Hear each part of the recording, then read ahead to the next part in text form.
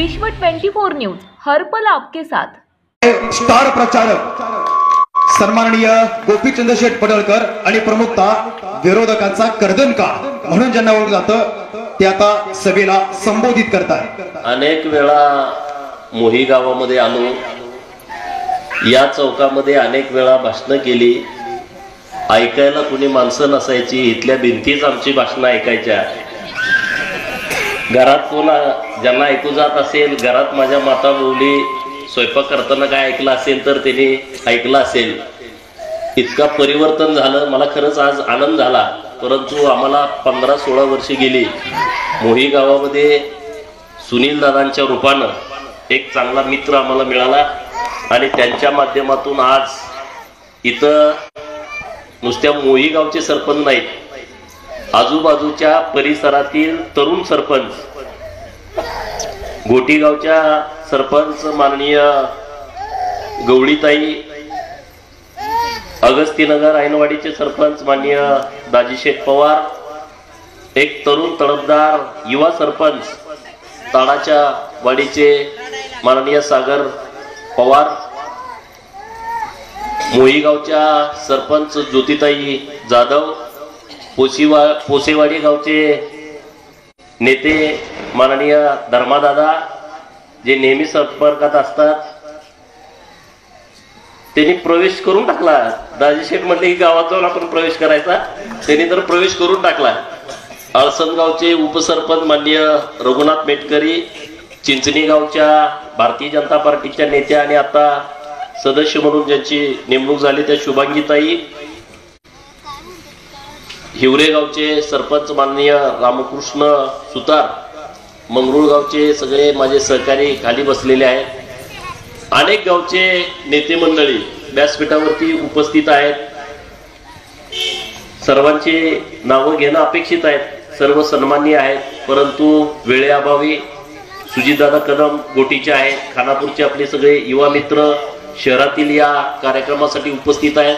विजय जाधव जे गेल्या 15-20 दिवसापासून घाट माथ्यावरती सगळ्यांनी प्रवेश करावा असं खूप मेहनत घेत आहेत। विक्रम भिंगारदेव आहेत, बरीच मंडळी, सत्यजित पाटील त्यांचे पाहुणे आपल्या धोंडेवाडीचे तेही तो उपस्थित आहेत, घोरपडे आणि सर्व वडीलधारी मंडळी, युवक मित्र, माता भगिनी आणि विशेष करून पत्रकार मित्र सगळे या कार्यक्रमाला आवर्जून उपस्थित आहेत।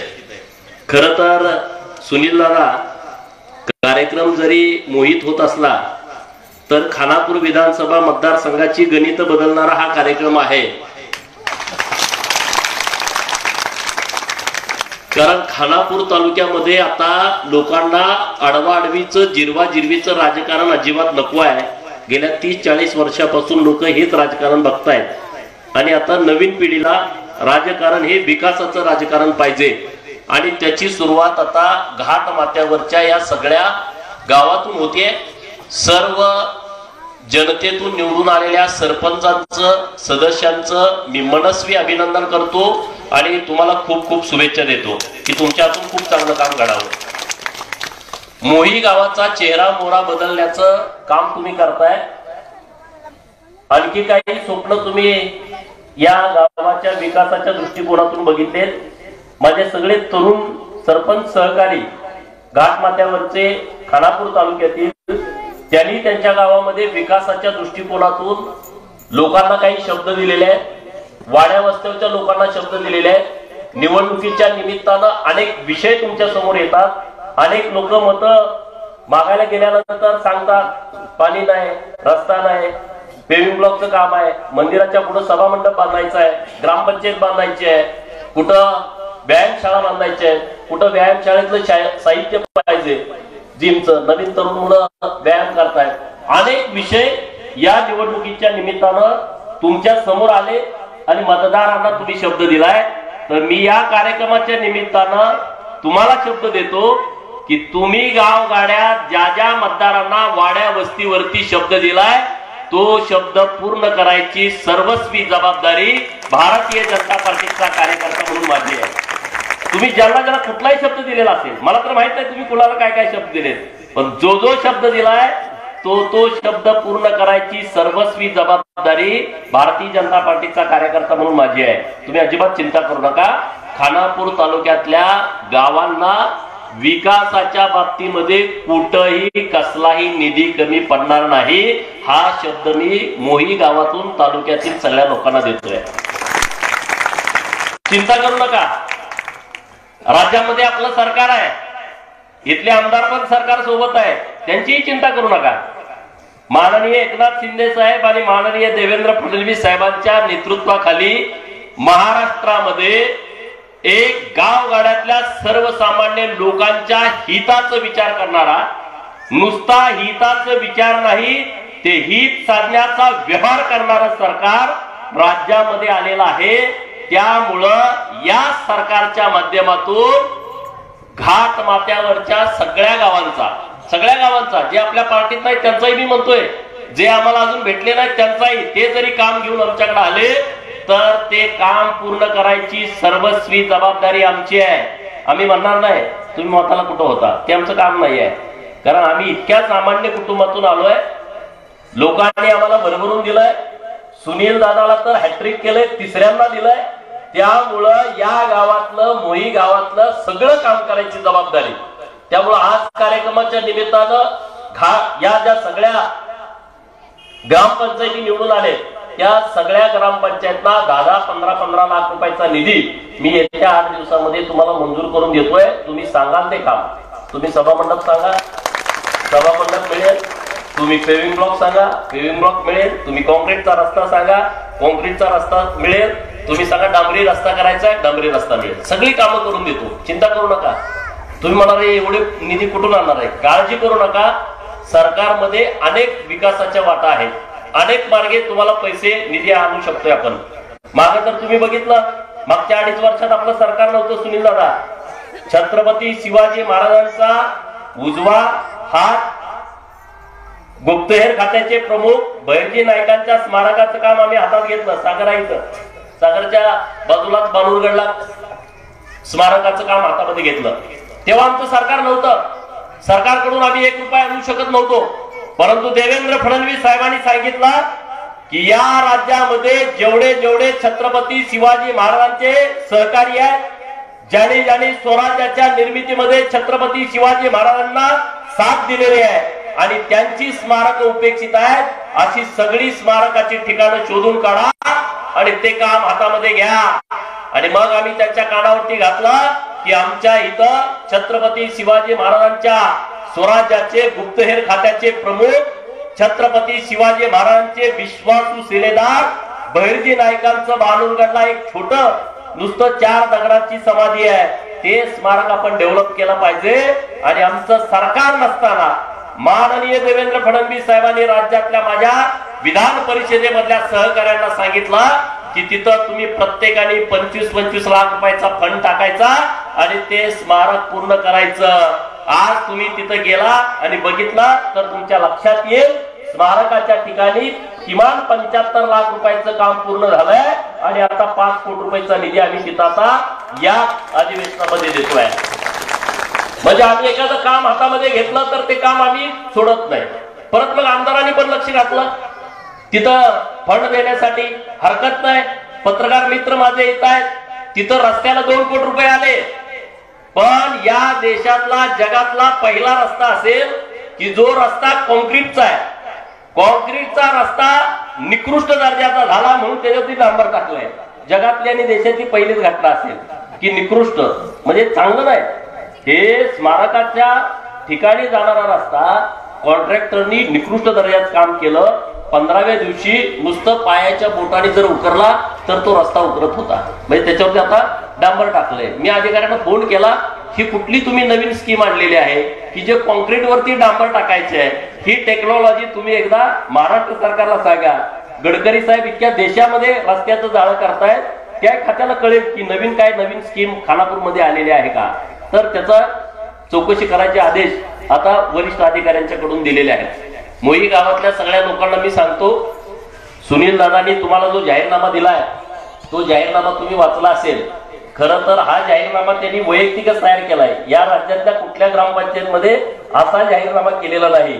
की गावकऱ्यांची 10 वर्षाची पाणीपट्टी आणि घरपट्टी माफ करणार. मी विचार करायला लागलो की मला जेव्हा हा जाहीरनामा मिळाला, मी म्हणलं आता सुनील दादांनी नेमकं कुठल्या योजनेत हे बसवलंय, परंतु यांचं खरंच गावाच्या प्रती त्यांची खूप चांगली भावना आहे. आता ज्या स्मशानभूमीच्या ठिकाणी आपण जाऊन आलो, ती जागा त्यांनी वैयक्तिक स्वखर्चातून गावासाठी विकत घेतलेली आहे जागा 200, आणि त्यामध्ये ते काम करतायत. मी म्हणलं आता तिथं स्मशानभूमीला फंड देऊ का, तर ते म्हणले काम मंजूर झालेलं आहे. म्हटलं तुम्ही दुसरं काम सांगा. त्यामुळं असे तरुण सहकारी गावगाड्याचा विकास करण्यासाठी अशा तरुण मुलांची गरज आहे, प्रत्येक गावाला गरज आहे. कारण गावाचा विकास करायचा असेल तर सकारात्मक दृष्टिकोन ठेवणारे सरपंच, भ्रष्टाचार न करणारे सरपंच. कारण आता सत्तेच्या विकेंद्रीकरणामध्ये जिल्हा परिषद आणि पंचायत समितीचे अधिकार कमी करून ते अधिकार हे ग्रामपंचायतला दिलेले आहेत. त्यामुळं प्रत्येक माणसाचं काम जिल्हा परिषदच्या सदस्याकडे नाही, तुमचं काम आमदारांच्याकडे नाही आहे. यातले कितीतरी माणसं आहेत की जे आमदारांना कधी भेटलीच नाही, त्यांचं आमदाराकडे काम नाही, त्यांचं खासदाराकडे काम नाही, त्यांचं पंचायत समिती सदस्य पंचायत समितीच्या सभापतीकडे काम नाही, जिल्हा परिषदच्या अध्यक्षाकडे काम नाही. परंतु इथं बसलेल्या प्रत्येक व्यक्तीचं काम हे ग्रामपंचायतच्या सरपंचांच्याकडे आहे. दर 8-15 दिवसानं तुम्हाला सरपंचांच्याकडे जावं लागतं का नाही सांगा? ग्रामसेवक किंवा सरपंच काय दाखला पाहिजे, रहिवाशाचा दाखला पाहिजे, सरपंचाकडे जावं लागतं. कुठल्याही कामानिमित्त सरपंचाकडे जावं लागतं. म्हणून लोकशाहीच्या या प्रक्रियेमध्ये ग्रामपंचायत हे लोकशाहीतलं एक पवित्र मंदिर आहे की ज्या पवित्र मंदिरामध्ये गावगाड्यातल्या श्रीमंतापासून गरीबापर्यंत, झोपडीत राहणाऱ्या माणसापासून बंगल्यात राहणाऱ्या व्यक्तीपर्यंत सगळ्यांना त्या ग्रामपंचायतच्या सरपंचांकडे जावं लागतं. आणि तुम्ही गावकऱ्यांनी एक चांगल्या विचाराचा, जो गावाचा विकास करण्याचं ध्येय ठेवून, ज्यांचं दुकान तिकडे कलकत्त्याला आहे ते सारखी ये जा करत राहतात. तिकडे गोटीचे सरपंच सचिन कदम, त्यांनाही आता गावकऱ्यांनी बिनविरोध दिली. गवळीतांची जी निवडणूक झाली, अख्ख्या गावानं बिनविरोध त्यांना दिलं निवडून. ज्यांनी अर्ज भरले त्यांनी काढून घेतलं, कारण त्यांनी काम तिथं असं केलं होतं. गावात आता ग्रामपंचायत निवडणूक बिनविरोध होणं एवढं सोपं नाही. गावात एकदा बसून बिनविरोध होणं सोपं आहे, पण एकदा दोन्ही पार्टीच्या लोकांनी अर्ज भरले आणि परत एका पार्टीनं काढून घेणं, मला वाटतं ही महाराष्ट्रातली एकमेव घटना असेल गोटीची की समोरच्या पार्टीच्या लोकांनी अर्ज काढून घेतले आणि सचिन कदम यांच्या नेतृत्वाखाली सुजित कदम येत आहेत, तर सगळी ग्रामपंचायत त्यांना बिनविरोध निवडून दिली. कारण घाट माथ्यावरती आता जे तरुण सरपंच काम करतायत ते गावाच्या हिताचं काम करतायत, गावाच्या विकासाचं काम करतायत. खानापूर तालुक्यामध्ये अनेक ठिकाणी बुडमध्ये आपले सदस्य निवडून आले, अळसनमध्ये आता रघुनाथ येत आहेत, त्यांच्याबरोबर 6-7 सदस्य निवडून आलेले आहेत, वाजरचे सदस्य निवडून आलेले आहेत. खानापूर तालुक्यामध्ये आता कुणाची मक्तेदारी राहिलेली नाही. गावगाड्यातल्या लोकांनी ठरवलंय भारतीय जनता पार्टीच्या सोबत जायचं. आडवा आडवी जिरवा जिरवीच्या राजकारणाला खानापूर तालुक्यातली लोक कंटाळलेली आहेत. पोलीस आला, तलाट्याला काहीतरी सांगायचं, उतार्यात खाडाखोड करायला लावायची. अरे एकदा खाडाखोड केली का त्याची 10 वर्ष जाते. करणार काय माणूस? कुठं काय नुसती मिरवणूक काढायला चाललं का आयनवाडीत लगेच पोलीस आले, दुसऱ्या गावात मिरवणूक चालल्या पोलीस तिकडे जात नाही, आयनवाडीत आले. आता चिंता करू नका, गोपीचंद पडळकर तुमच्या बरोबर आहे, तुम्ही चिंता करू नका. कुठल्याही माणसावरती अन्याय होणार नाही, आम्ही कुणावर अन्याय करणार नाही. पण खानापूर तालुक्यातल्या, आटपाडी तालुक्यातल्या कुठल्याही गोरगरीब सर्वसामान्य माणसावरती ना पोलिसाचा अन्याय होईल, ना तहसीलचा अन्याय होईल, ना पंचायत समितीचा अन्याय होईल, ना तलाठी, ना ग्रामसेवक, कुणाचाच अन्याय होणार नाही. चिंता करू नका. भयमुक्त खानापूर विधानसभा मतदारसंघ आपल्याला करायचा आहे. आणि 2024च्या निवडणुकीमध्ये अध्यक्ष जबाबदारीनं बोलतोय, पत्रकार मित्र आहे जबाबदारीनं बोलतोय, 2019ला खानापूर विधानसभा मतदारसंघामध्ये फक्त आणि फक्त राज्याचे तत्कालीन मुख्यमंत्री देवेंद्रजी फडणवीस साहेब यांच्या आदेशामुळं अनिल भाऊ आमदार झाले, यांच्या आदेशामुळं. पण पुढचं नीट ऐका, मी बारामतीला विधानसभेला उभा होतो. बारामती क्लब हाऊसला भेटायला माननीय अनिल बाबर आणि त्यांचे ज्येष्ठ सुपुत्र माननीय अमोल बाबर आले होते. आणि त्यांनी मला शब्द दिला की आता भाऊंचं वय झालेलं आहे, आमची ही शेवटची निवडणूक आहे, आता तुम्ही आम्हाला भाऊंना कसल्याही परिस्थितीमध्ये 2019 ला आमदार करा, 2024 ला आम्ही गोपीचंद पडळकर तुम्हाला पाठिंबा देऊ, असा शब्द त्यांनी दिलेला आहे. त्यामुळे 2024 ला अनिल बाबर निवडणूक लढवणार नाही. त्यांनी मला बारामती क्लब हाऊसला पहाटे 5 वाजता ते तिथं आले होते, 6-6:30 ला आमची चर्चा झाली आणि त्यांनी तिथं शब्द दिलाय. त्यामुळे आता खालच्या कार्यकर्त्यांनी गडबड करायची गरज नाही, त्यांनी शब्द दिलाय, मी त्यांचं काम केलंय आणि त्यांच्या मुलांनी आणि त्यांनी सांगितलं की 2024 ला आम्ही तुमचं काम करू. त्यामुळे आता वरिष्ठ निश्चितपणे या सगळ्या गोष्टीचा विचार करतील. तुम्ही मला एवढे दिवस का बोलला नाही? मी म्हटलं चला हळूहळू जाऊ द्या, ते कधी बोलतेत का नाही बघू, ठरलंय ते काय बोलत नाही. मग मी तर सांगितलं पाहिजे, कारण बैठकीत ठरलेल्या गोष्टी मतदारसंघातल्या लोकांना माहीत असायला पाहिजेत. त्यामुळं खानापूर विधानसभा मतदारसंघामध्ये 2024 ला भारतीय जनता पार्टीच्या नेतृत्वाखाली आपल्याला व्यवस्थितपणे ताकदीनं निवडणूक लढायची आहे आणि भारतीय जनता पार्टीचा आमदार अनिल भाऊ बाबर, अमोल बाबर, सुहास बाबर यांच्या पाठिंब्यावरती आपल्याला निवडून आणायचं आहे. त्यांनी शब्द दिलाय, त्यांनी तो पाळायचा आहे. त्यामुळे चिंता करू नका. खानापूर आणि आटपाडी मतदारसंघामध्ये आता जे संघर्षाचं राजकारण आहे ते राजकारणाला आपल्याला मूठमाती द्यायची आहे. ते राजकारण आपल्याला चुकीचं राजकारण चुलीत घालायचं आहे आणि चांगल्या राजकारणाबरोबर आपल्याला पुढे जायचं आहे. त्यामुळं आता इथून पुढचं जे राजकारण असेल ते एकदम व्यवस्थितपणे चांगल्या पद्धतीनं राजकारण पुढे होईल. धर्मादादा, तुम्हाला पण जे काय लागेल ते मी देणार आहे, चिंता करू नका. मी काय माझ्या घरचं देत नाही, मी काय पदार्थ देत नाही, मी तुमच्यामुळे आमदार आहे. हे बघा, खानापूरवाल्यांना माझे हात जोडून विनंती आहे, तुम्ही माझी लय वेळा परीक्षा बघितल्या का नाही सांगा? 2009 ला मी आमदारकीला उभा होतो. मत देताना तर किती द्यायची? अरे भीक एखाद्यानं मागितलं किमान 10 रुपये देते. तुम्ही गावातलं मतदान मला किती देताय? 5. गावातलं मतदान किती देताय? 3. गावातलं मतदान किती दिलं? 9. तर मी नाराज झालो का? तुम्ही मला किती जरी दाबण्याचा प्रयत्न केला तर मी सारखा तुमच्या पुढे येतोय का नाही सांगा? आता तुमच्यात बदल होतोय, मी नाराज झालो नाही. 2009 ला मला लोकांनी कुठं 5, कुठं 2, कुठं 3, कुठं 10, कुठं 11, कुठं 15 मतं दिली. पण ज्यांनी मतं दिली त्यांचं खरंच मी उपकार मानतो. तुम्ही त्या काळात 8 का होईना मतं दिली, 10 का होईना मतं दिली. परंतु आता तुम्ही मला लोकसभेला जेव्हा मी उभा राहिलो, खानापूर विधानसभा मतदारसंघामध्ये मला 79,000 लोकांनी मतदान दिलं, म्हणून आज गोपीचंद तुमच्या पुढे उभा आहे.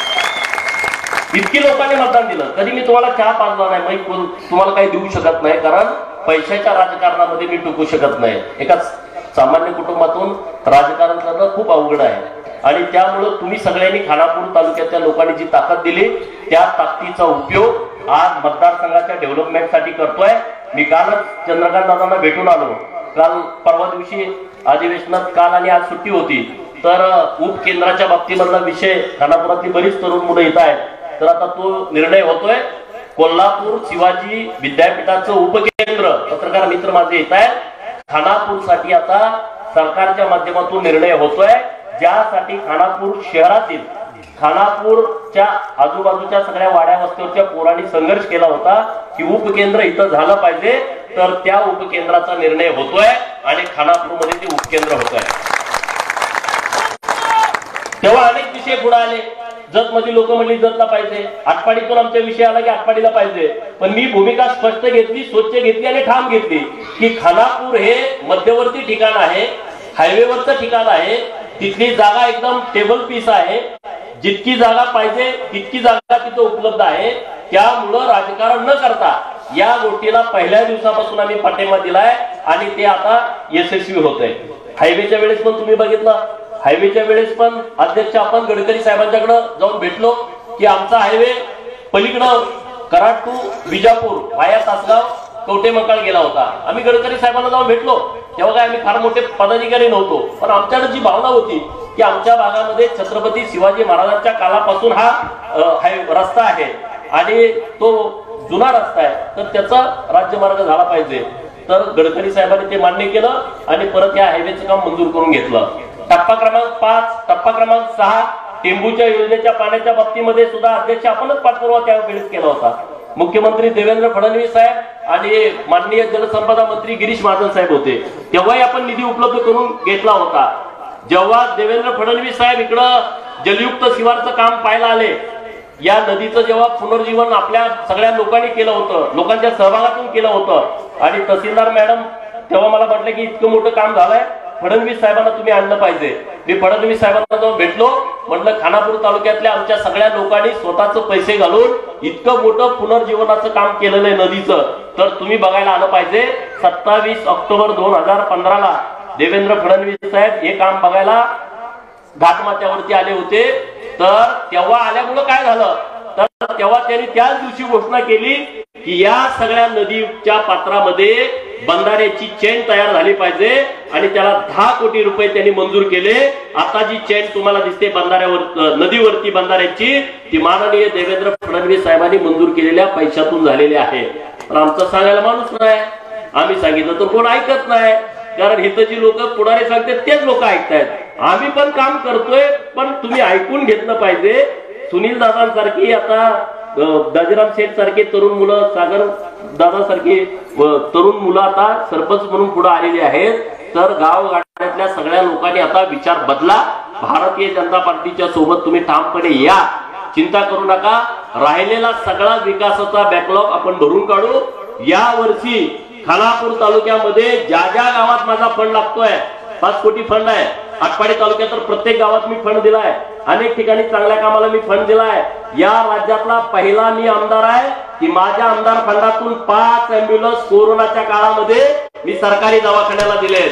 पहिला आमदार मी आहे, एकमेव. परत बाकीच्या सगळ्या आमदारांनी दिलं. मी जेव्हा कलेक्टरला फोन केला की मला अँब्युलन्स द्यायचे आहे, तेव्हा ते म्हणले असा रूल आहे का. माझा मुंबईचा पीए सचिन त्याला सांगितलं हे सगळं रूल काढून यांना पाठवून द्या. मी कलेक्टरना ते पाठवून दिलं, आणि पहिला कोविडला 1 कोटी फंड मिळाला होता सगळ्या आमदारांना. कोविडच्या काळामध्ये 1 कोटी तुम्ही कोविड वरती खर्च करा. बाकीच्या आमदारांना तुम्ही विचारा तुम्ही कशा कशावर खर्च केले. त्यांनी मास्क वरती खर्च केले, कारण 30-40% मिळत होते. मी पहिला आमदार आहे, 1 रुपया त्यातला न घेता सगळे पैसे मी अँब्युलन्स वरती लावले. आज मला त्याचं समाधान वाटतं. मी सांगलीला जाताना एकामागे एक कधी कधी 5 अँब्युलन्स मला दिसतात, आणि त्यातले पेशंट मला फोन करून सांगतात की तुम्ही जी अँब्युलन्स दिली त्यामुळे आम्हाला फायदा होतोय, तुम्ही जी अँब्युलन्स दिली त्यामुळे आमच्या नातेवाईकाचा जीव वाचला. आता परत मागणी केली आम्ही जिल्हा नियोजनकडे की आमच्या इकडं या ज्या अँब्युलन्स आहेत, प्रत्येक ठिकाणी अँब्युलन्स आम्हाला मिळाल्या, परंतु कार्डियक अँब्युलन्स आम्हाला मिळाली नाही. की एखादा पेशंट सिरियस असला तर त्याला पुण्याला न्यायला सांगतात डॉक्टर, आणि पुण्याला न्यायचं म्हटलं तर सांगलीमध्ये ती अँब्युलन्स आहे. जर आपल्या विट्यातून त्या अँब्युलन्स मध्ये एखादा पेशंट ग्रामीण भागातून पुण्याला न्यायचा म्हटला तर त्याला 50,000 रुपये भाडं द्यावं लागतं. माझा गरीब माणूस, गरीब रुग्ण 50,000 रुपयाचं भाडं देऊ शकत नाही. म्हणून आता आम्ही पुढचं पाऊल उचललंय. खानापूर तालुक्यामध्ये 1, आटपाडी तालुक्यामध्ये 1 कार्डियक अँब्युलन्स आपल्याला उपलब्ध झाली पाहिजे, आणि तशी सुविधा आम्ही येत्या काही काळामध्ये करून देतोय, जेणेकरून गरीबाचा जीव या पैशासाठी अँब्युलन्सच्या जाता कामा नये. त्याची सर्वस्वी काळजी लोकप्रतिनिधी म्हणून आम्ही घेतोय, आणि त्या अँब्युलन्स आम्ही आता उपलब्ध करून देतोय. विट्याला MIDC झाली, आटपाडीला MIDC झाली नव्हती. कामत गावामध्ये 450 एकर शेतकऱ्यांनी जमीन उपलब्ध करून दिली. येत्या काही दिवसामध्ये आटपाडीला पण MIDCचं मंजुरी मिळते, म्हणजे तिथंही काही लोकांना जर उद्योग करायचे असतील तर त्यांना त्याचा लाभ मिळेल. आता ताडाच्या वाडीला त्यांच्या हातीमध्ये शुक्राचार्याचं मंदिर आहे. तुम्ही सगळे जात असाल श्रावणाच्या महिन्यामध्ये, श्रावण सोमवारला, तर शुक्राचार्याच्या त्या सगळ्या मंदिर परिसरामध्ये डेव्हलपमेंटचं काम आम्ही हातामध्ये घेतलंय, आणि राज्य सरकारकडं 2 कोटी रुपयाची मागणी केलेली आहे. किमान 1 कोटी रुपये आता आम्हाला मिळतील, आणि पुढच्या टप्प्यामध्ये 1 कोटी, असं 2 कोटी. सागर काळजी करू नका, तुमच्या नेतृत्वाखाली शुक्राचार्याचा कायापालट करण्याची जबाबदारी सगळी आमची आहे, आणि त्याच्यासाठी पैसे उपलब्ध करून देतोय. एवढ्यावरती थांबत नाही. जकाई दऱ्यामध्ये आपली जकाई देवी आहे, आणि आपल्या बऱ्याच जणांना सिद्धनाथ कुलदैवत असेल तर सिद्धनाथाला आपलं जाणं येणं होतं. तर जकाई दऱ्यासाठी आपण 2 कोटी रुपयाची मागणी केली आहे, आणि गोडेखूरमध्ये 2 कोटी रुपये. म्हणजे जी कामं पूर्वी कधी झाली नाही ती सगळी कामं आम्ही आता हातामध्ये घेतलेली आहेत. ती सगळी कामं आता मंजूर करून घेतोय. प्रत्येक गावामध्ये नवीन काय असेल तर तुम्ही आम्हाला सांगा. मी आता येताना सुलतान गादेमध्ये भेटलो, तिथं वाचनालय आहे. डॉक्टर बाबासाहेब आंबेडकर साहेबांच्या नावावरती वाचनालय आहे. कर्मवीर भाऊराव पाटील यांच्या नावावरती वाचनालय आहे. तर त्या वाचनालयामध्ये आता मी येता येता भेटलो, इतकं मला समाधान वाटलं. ग्रामीण भागामध्ये इतक्या चांगल्या पद्धतीने ते वाचनालय चालवताय. मी त्यांना पत्रकार मित्रांना सांगतो, मी त्यांना शब्द देऊन आलोय, त्यांनी जे मागल ते वाचनालयासाठी द्यायची जबाबदारी माझी आहे, जे मागल ते. कारण गावगाड्यातले विद्यार्थी तिथं अभ्यास करतायत. गावगाड्यातले विद्यार्थी शिकल्याशिवाय घराचं परिवर्तन होणार नाही.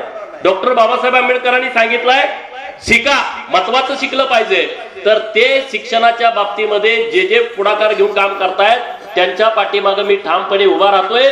त्या वाचनालयाची इमारत जर बांधायचं म्हटलं आणि त्यांनी मला तसा प्रस्ताव दिला तर सत्यजित त्यांना किमान 20 लाख रुपये मी फंडातून उपलब्ध करून देतो, विशेष बाब म्हणून. वाचनालयाला पैसे देता येत नाहीत, परंतु विशेष बाब म्हणून वर्षातून 25 लाख रुपये आमदाराला फंड खर्च करता येतो.